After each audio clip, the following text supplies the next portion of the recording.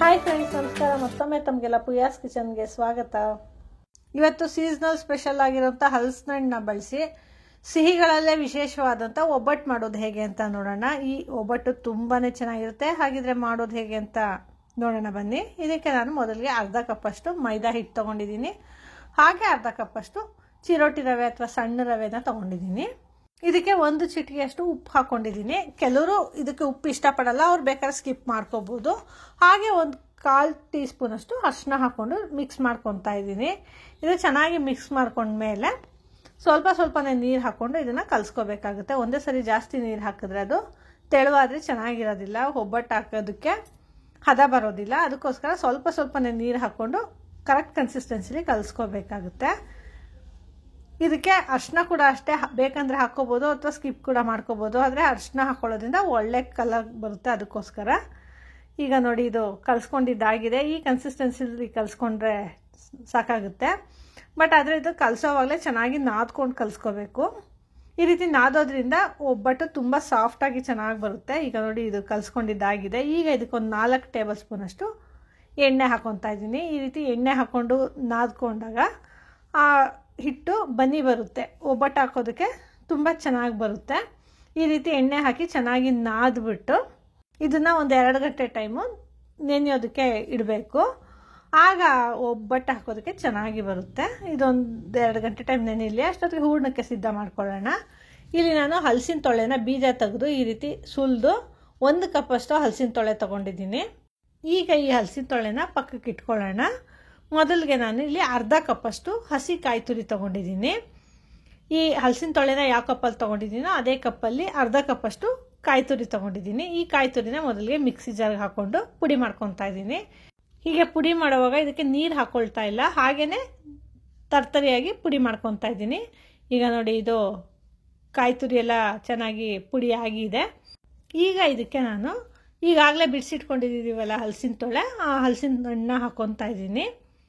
ಹೀಗೆ ಈ ಹಲಸಿನ ಹಣ್ಣು ಹಾಕ್ಕೊಂಡು ಇದನ್ನ ಕೂಡ ಚೆನ್ನಾಗಿ ನುಣ್ಣಗೆ ರುಬ್ಕೋಬೇಕು. ಇದಕ್ಕೂ ಕೂಡ ಅಷ್ಟೇ ನೀರು ಹಾಕ್ಕೋಬಾರ್ದು, ಹಾಗೆ ರುಬ್ಕೋಬೇಕು. ನೋಡಿದ್ರೆ ಎಷ್ಟು ಚೆನ್ನಾಗಿರೋಂಥ ಪೇಸ್ಟ್ ಸಿದ್ಧ ಆಗಿದೆ. ಈ ಹಲಸಿನ ಹಣ್ಣು ಯಾವ ಕಲರ್ ಇದೆಯೋ ಅದೇ ಕಲರಲ್ಲಿ ಈ ಹೂರ್ಣ ಸಿದ್ಧ ಆಗಿದೆ. ಈಗ ಈ ರುಬ್ಕೊಂಡಿರೋಂಥ ಹಲಸಿನ ಹಣ್ಣು ಪಕ್ಕಕ್ಕೆ ಇಟ್ಬಿಟ್ಟು ಅರ್ಧ ಕಪ್ಪಷ್ಟು ಬೆಲ್ಲ ಹಾಕ್ಕೊತಾ ಇದ್ದೀನಿ. ಈ ಹಲಸಿನ ಹಣ್ಣು ಯಾವ ಕಪ್ಪಲ್ಲಿ ತೊಗೊಂಡಿದ್ದೀನೋ ಅದೇ ಕಪ್ಪಲ್ಲಿ ಅಳತೆ ಮಾಡಿ ಅರ್ಧ ಕಪ್ಪಷ್ಟು ಬೆಲ್ಲ ತೊಗೊಂಡಿದ್ದೀನಿ. ಈಗ ಇದಕ್ಕೆ ಒಂದು 2 ಟೇಬಲ್ ಸ್ಪೂನಷ್ಟು ನೀರು ಹಾಕ್ಕೊತಾ ಇದ್ದೀನಿ. ಈ ಬೆಲ್ಲ ಕರಗೋದಕ್ಕಷ್ಟೇ ನೀರು ಹಾಕ್ಕೊತಾ ಇರೋದು. ಈ ಬೆಲ್ಲದಲ್ಲಿರೋಂಥ ಕಸನ ಸೋಸ್ಕೊಳ್ಳೋದಕ್ಕೋಸ್ಕರ ಈ ರೀತಿ ನೀರು ಹಾಕ್ಕೊಂಡಿದ್ದೀನಿ. ಈಗ ನೋಡಿ, ಇದು ಬೆಲ್ಲ ಸಂಪೂರ್ಣವಾಗಿ ಕರಗಿದೆ. ಈಗ ಇದನ್ನು ನಾನು ಒಂದು ಪಾತ್ರೆಗೆ ಸೋಸ್ಕೊತಾ ಇದ್ದೀನಿ. ಈಗ ನಾನು ಈ ಹೂರ್ಣನ ಯಾವ ಪಾತ್ರೆಯಲ್ಲಿ ಸಿದ್ಧ ಮಾಡ್ತೀನೋ ಅದೇ ಬಾಣಲೆಗೆ ನಾನು ಈ ಬೆಲ್ಲನ ಸೋಸ್ಕೊತಾ ಇದ್ದೀನಿ. ಇಲ್ಲಿ ಬೆಲ್ಲದ ಬದಲಾಗಿ ಸಕ್ಕರೆ ಕೂಡ ಬಳಸ್ಕೋಬೋದು. ಸಾಮಾನ್ಯವಾಗಿ ಹೋಟೆಲ್ಗಳಲ್ಲಿ ಹಾಗೆ ಹೊರಗಡೆ ಸಿಗುವಂಥ ಜಾಗಗಳಲ್ಲಿ ಈ ಹಲಸಿನ ಹಣ್ಣಿನ ಒಬ್ಬಟ್ಟಿಗೆ ಸಕ್ಕರೆನೇ ಬಳಸ್ತಾರೆ. ಆದರೆ ಆರೋಗ್ಯಕ್ಕೆ ಒಳ್ಳೆಯದು ಅನ್ನೋ ಕಾರಣಕ್ಕೋಸ್ಕರ ನಾನು ಮನೆಯಲ್ಲಿ ಬೆಲ್ಲದಿಂದ ಮಾಡ್ಕೊತಾ ಇದ್ದೀನಿ. ಈಗ ಈ ಬೆಲ್ಲದ ನೀರು ಕುದಿಯೋದಕ್ಕೆ ಶುರುವಾದ ನಂತರ ಈಗಾಗಲೇ ರುಬ್ಬಿಟ್ಕೊಂಡಿದ್ದೀವಲ್ಲ ಹಲಸಿನ ಹಣ್ಣು ಮತ್ತು ಹಸಿ ಕಾಯಿ ತುರಿ ಹಾಕಿ ಆ ಪೇಸ್ಟ್ನ ಹಾಕ್ಕೊಂಡು ಚೆನ್ನಾಗಿ ಮಿಕ್ಸ್ ಮಾಡ್ಕೊತಾ ಇದ್ದೀನಿ. ಈ ಬೆಲ್ಲದ ನೀರಿನ ಜೊತೆ ಚೆನ್ನಾಗಿ ಮಿಕ್ಸ್ ಆಗಬೇಕು, ಆ ರೀತಿ ಮಿಕ್ಸ್ ಮಾಡ್ಕೋಬೇಕು. ಇಲ್ಲಿ ನೀರು ಹಾಕ್ಕೊಂಡಿರೋದ್ರಿಂದ ಆ ನೀರೆಲ್ಲ ಎವಾಪ್ರೇಟ್ ಆಗಿ ಒಳ್ಳೆ ಕನ್ಸಿಸ್ಟೆನ್ಸಿ ಬರೋ ರೀತಿ ಫ್ರೈ ಮಾಡ್ಕೋಬೇಕು.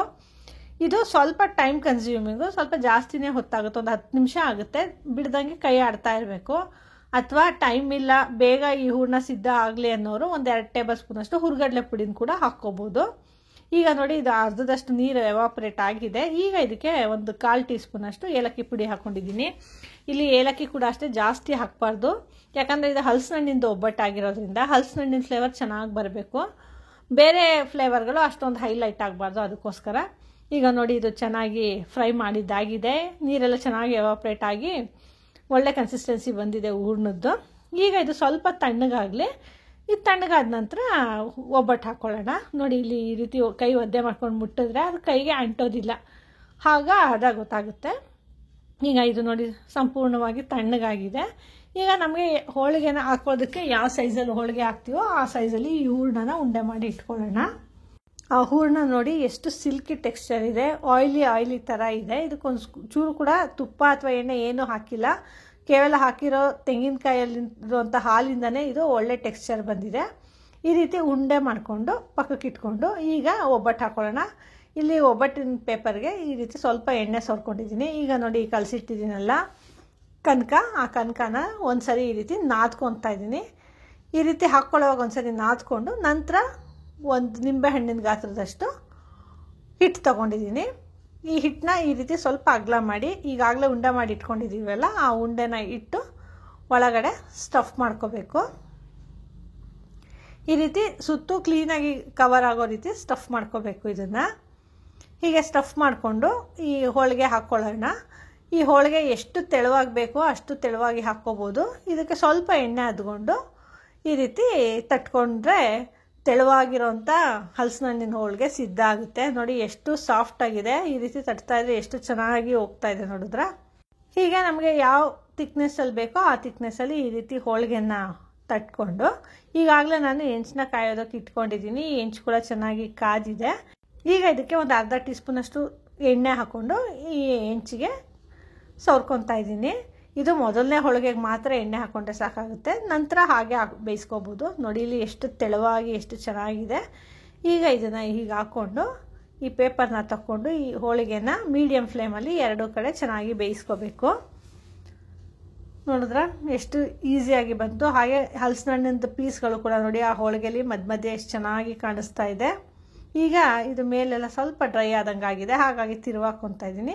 ಈ ರೀತಿ ಎರಡೂ ಕಡೆ ಚೆನ್ನಾಗಿ ಬೇಯಿಸ್ಕೊಂಡು ಒಂದು ಪ್ಲೇಟ್ಗೆ ತೆಗೆದಿಟ್ಕೊಳ್ಳೋಣ. ಇದು ತೆಳುವಾಗಿದೆ ಅಷ್ಟೆಲ್ಲ, ತುಂಬಾ ಸಾಫ್ಟಾಗಿ ತುಂಬ ಮೃದುವಾಗಿ ಚೆನ್ನಾಗಿದೆ ಈ ಹೋಳಿಗೆ. ಇದೇ ರೀತಿ ನಾನು ಮಾಡ್ಕೊಂಡಿರೋಂಥ ಅಷ್ಟು ಹೂರಣ ಹಾಗೆ ಹಿಟ್ಟನ್ನ ಬಳಸಿ ಈ ಹೋಳಿಗೆನೆಲ್ಲ ಮಾಡ್ಕೊತಾ ಇದ್ದೀನಿ. ನೋಡಿದ್ರೆ ಎಷ್ಟು ವಿಶೇಷವಾಗಿರೋಂಥ ಹಾಗೆ ಎಷ್ಟು ರುಚಿಯಾಗಿರೋಂಥ ಹೋಳಿಗೆ ಮಾಡ್ಕೊಳ್ಳೋದು ಎಷ್ಟು ಸುಲಭ ಅಲ್ವಾ. ಈ ಹಲಸಿನ ಹಣ್ಣಿನ ಸೀಸನಲ್ಲಿ ಖಂಡಿತ ನೀವು ಈ ರೆಸಿಪಿನ ಟ್ರೈ ಮಾಡಿ. ತುಪ್ಪ ಹಾಕ್ಕೊಂಡು ಈ ಹೋಳಿಗೆನ ತಿಂದ್ರಂತೂ ತುಂಬಾ ಚೆನ್ನಾಗಿರುತ್ತೆ. ಹಾಗೆ ಇಲ್ಲಿ ಒಂದು ಪೀಸ್ನ ನಾನು ಮುರಿದು ತೋರಿಸ್ತಾ ಇದ್ದೀನಿ ನೋಡಿ. ಇದಕ್ಕೆ ತುಪ್ಪ ಹಾಕ್ಕೊಂಡು ಒಂದು ಪೀಸ್ನ ಮುರಿತಾ ಇದ್ದೀನಿ. ಎಷ್ಟು ತೆಳುವಾಗಿದೆ ನೋಡಿದ್ರ ಈ ಹೋಳಿಗೆ. ಹಾಗೆ ಮುರಿಯೋದಕ್ಕೂ ಅಷ್ಟೇ ನೋಡಿ ಎಷ್ಟು ಸಾಫ್ಟ್ ಆಗಿದೆ. ನೋಡಿ ಇಲ್ಲಿ ಎಷ್ಟು ತೆಳುವಾಗಿ ಹಾಗೆ ಎಷ್ಟು ಜ್ಯೂಸಿಯಾಗಿ ಕಾಣಿಸ್ತಿದೆ. ರುಚಿನೂ ಕೂಡ ಅಷ್ಟೇ ತುಂಬಾನೇ ಚೆನ್ನಾಗಿದೆ. ಈ ರೆಸಿಪಿ ನಿಮಗೆ ಇಷ್ಟ ಆಯ್ತಾ? ಹಾಗಿದ್ರೆ ಖಂಡಿತ ಟ್ರೈ ಮಾಡಿ ಹೇಗೆ ಬಂತು ಅಂತ ನಮಗೆ ಫೀಡ್ಬ್ಯಾಕ್ ಕೊಡಿ. ಹಾಗೆ ಇಂತ ಇನ್ನೂ ಹೆಚ್ಚು ವಿಡಿಯೋಸ್ಗಳಿಗಾಗಿ ನಮ್ಮ ಪೂಯಾಸ್ ಕಿಚನ್ನ ಲೈಕ್ ಮಾಡಿ, ಶೇರ್ ಮಾಡಿ, ಹಾಗೆ ಸಬ್ಸ್ಕ್ರೈಬ್ ಮಾಡಿ. ಧನ್ಯವಾದಗಳು.